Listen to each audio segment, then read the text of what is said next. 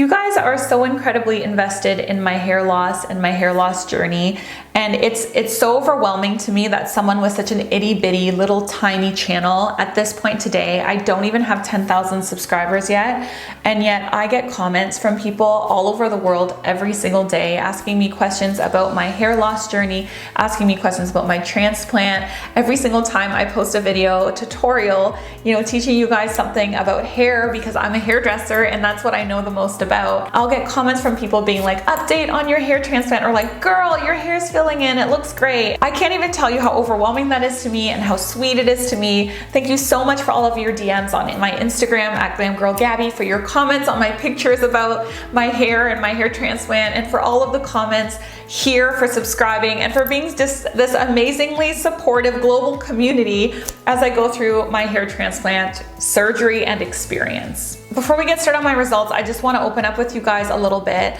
I haven't been making a lot of videos about my hair transplant surgery and experience because I'm feeling like I have a bit of imposter syndrome in this space. I am not a hair transplant expert. I don't know a huge amount about different forms of alopecias or therapies, or how laser light works exactly, and how you develop androgenetic alopecia exactly, and therapies for that. And I get a lot of questions from you guys wanting me to guide you. And although I want to guide you, I'm just a Canadian girl who had traction alopecia. And so I experienced hair loss, and I'm right there with you. And if you're experiencing hair loss, we can experience it together. But I am by no means an expert on hair loss, and I want you guys to know that when you watch my videos, because although I talk to you and I give you my sincerest advice and also support, I don't know as much as a doctor knows, and I don't know as much as someone who specializes and dedicates their entire career to hair loss. And that's why my entire channel isn't about hair loss. I'm a hairstylist first and foremost who has experienced hair loss and is now walking down this road. Now, because you want some updates, let's do the updates now. I asked you guys to ask me any question that you wanted to ask me about my hair loss, my transplant experience, and I got flooded with questions on Instagram and on YouTube. So we're gonna go through those one by one right now. Have you seen any progress or growth? I'm gonna show you guys my progress right now because I know that you are dying for this answer. So this is what my right side looked like before the surgery. This is what it looked like immediately after surgery. This is what it looked like 4 months post-op, and this is what it looks like today, which is 6 months post-op. This is what my left side looked like before the surgery. This is what it looked like immediately after surgery. This is what it looked like 4 months post-op, and this is what it looks like 6 months post-op. And here is the back. A lot of people ask me about the back because if you watched my initial transplant video, I was like emotionally scarred from shaving the back of my head. I look back and cringe a little because it seems so dramatic, but I know a lot of you guys, especially you guys that are women, could really relate to how completely traumatizing that could be for a woman. So take a look at the back of my hair immediately after the surgery. This is what it looked like 4 months post-op, and this is what it looks like 6 months post-op. So you guys can see that there is a ton of growth on both sides now. It's pretty much filled in all of the bald spots, and the back of my hair is so filled in now that you can't even see where the donor hairs were taken out of. It still has a long way to go to match the length of my bob, but it's definitely getting there, and it's growing in really strong and thick, without any visible evidence that hair was removed from that area. As a disclaimer, I gotta say that because I have pretty dense hair, I always talk about how my hair is really fine on this channel, but I think I need to clarify that because I have fine hair in the sense that my individual strands are quite fine, but I actually have quite a bit of hair, especially in the back of my head. My hair in the back of my head is quite dense. So removing, 1,500 grafts or 2,000 grafts on me isn't that big of a deal because I have so much hair to fill that in. That would be a different story, however, if I had extraordinarily fine hair, or if I had androgenetic alopecia where there was a thinning overall in my entire head. So these results are my results with my type of hair. My results may vary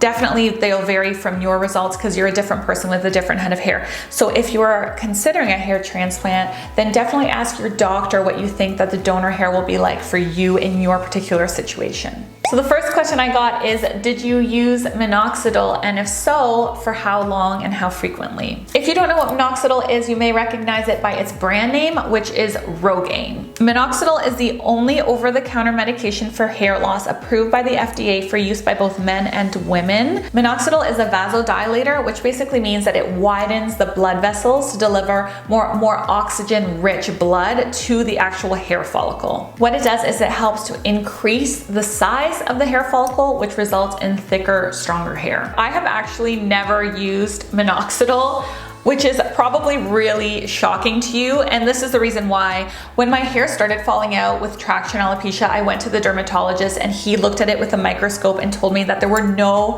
hair follicles under the skin anymore. I had basically damaged them to a point where they were not there anymore. So using something like Minoxidil wouldn't work. If there's no hair follicles, there's no growth. If there's no hair follicles to treat, you can't treat it with a topical product, you know what I mean? So 8 years went by, 10 years went by, and I really just didn't do anything about it. I never tried any therapies. I never tried anything because I really just didn't want to waste my money. And then after I got the transplant, a transplant is something that will for sure, you know, work. You take the hair from the donor area, you move it over to that recipient area. And because I don't have androgenetic alopecia, I don't have a genetic form of hair loss. I had alopecia due to what I did to my hair. I didn't feel like I needed that outside support to grow the follicles. Now, this is probably not true. I think that if I did use Minoxidil, I could very likely get nicer results, better results, maybe even quicker results. I don't really totally know. My doctor didn't recommend that I use it. He didn't tell me not to use it, but he didn't recommend it in my aftercare sheet, and I never did it. I know that sounds crazy. A lot of you guys that have hair loss, you're looking so hard for treatments that are gonna help you, and I wish I could tell you more about Minoxidil and its benefits and what it did to my hair, but honest to God, I just never ever used it. How long do the results last? Now, again, because I don't have androgenetic alopecia, I don't have a genetic form of hair loss, my results are gonna last forever, unless for whatever reason I develop androgenetic alopecia. Then of course that hair could fall out like it would naturally if it was there to begin with. Now, because my alopecia is traction, I don't have any androgenetic alopecia in my entire family. I really don't see that happening. So my hair transplant, I think, is going to be a permanent fix from what I understand. But if you have a genetic form of hair loss, it's very important to get your hair loss under control before you do a transplant, because if you don't have it under control, you can take that donor hair, move it over, it can start growing, and then you can lose it all over again like you would lose the rest of your hair. How many months did it take for the implants to match my hair? So I'm gonna tell you it was like this. So from month 0 to 3, nothing really happened. From month 3 to 4, I had shock loss and the little buds started to come out.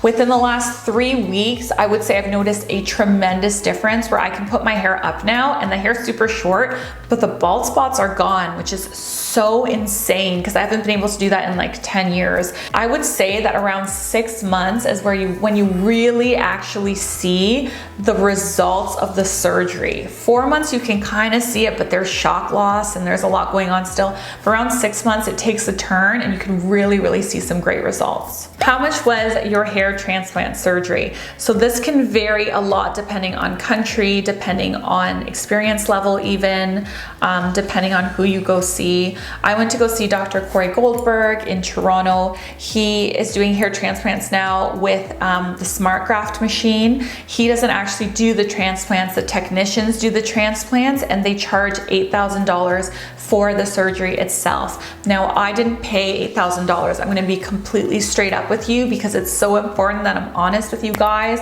I paid $4,000. Dr. Goldberg and I had a relationship before because he did my rhinoplasty. So he had been my doctor before. I did a lot of videos about my rhinoplasty. I also did a lot of videos about my hair transplant surgery. I posted a lot of pictures. So he gave me a 50% discount. So I paid $4,000. However, if you go to a hair transplant doctor that specializes in hair transplants, that has tons of experience doing it, that has tons of before and afters on the website, you're gonna pay more than that. And you really have to do your research with who you decide to go with and what risks you're willing to take, because knowing what I know now, there really are a lot of things that can go wrong with hair transplant surgery. I was a very easy case because I had traction alopecia. I don't have androgenetic alopecia. My hair is really, dense and thick. There's lots of donor hair, so not very much could go wrong. I went to someone that didn't have a huge amount of experience, didn't have tons of before and afters, and I paid according to that. But if you wanted to go with someone who has a lot more experience, you have a much more complicated case, then you're definitely gonna end up paying a lot more. Was it painful, and do you think it's worth it? My hair transplant surgery was painful because there were quite a few things that went wrong in my surgery. These are not really things that I want to talk about publicly, and I've addressed that with my doctor. We've had a talk about it, and everything is absolutely fine, but I did experience more pain because of that. I heard though that if you do an FUE, you really will experience very little pain with very minimal recovery time. For me, it took a week to 2 weeks to recover, but that was because some things along the way of my surgery didn't go as planned. So I did have some complications in that sense, but if you don't have any complications, you go to someone really experienced, you do your research, then your recovery time should be really, really quick. Did other parts of your hair fall out from your hair transplant surgery? So around the 4-month mark, I did get quite a bit of shock loss. I did a whole video on that, so I will leave it in the description box below. I'll put it up in the cards as well if you guys want to watch that. Thank you guys so much for watching. If you have any more questions for me, definitely don't hesitate to leave it in the comment section below. I'm gonna be reading all of these comments, and I will for sure get around to answering as many as I possibly can. Don't forget to hit that subscribe button because I will be doing updates throughout the entire year to let you see how my hair is coming along. If you want to know more about my hair loss journey, then definitely watch this video next. Bye guys!